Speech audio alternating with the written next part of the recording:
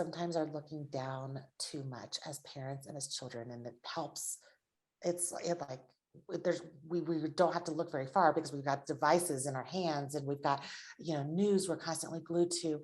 And I find that we can continually tell our children how great God is, but until we're willing to sacrifice and put things down that man made, constant entertainment, constant news feeds, constant social media, if we're willing to put that down and take them just outside, whether you live in the city and you have to go to a park or you live in the mountains and you can step outside, we all have access. I say this often, but I just think it's worth repeating.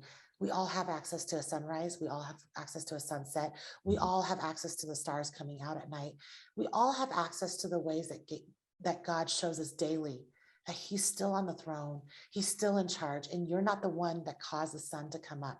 And so when he says in Colossians 1:17 that he holds all things together, I think that, Paul's point there is to ultimately say, like, he's preeminent, as he said in the beginning of Colossians. He's preeminent.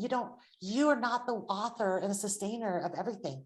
Okay, And so man. when we're overwhelmed, when your kids are overwhelmed at school, when we're overwhelmed by what's happening globally or in our country or in our communities, or when we're even overwhelmed with what's happening in our four walls of our home, it's a good opportunity to say, let's not just let's read our Bibles and understand what God is saying about who he is, but let's step outside and be in awe of how he continues to be God and we're not.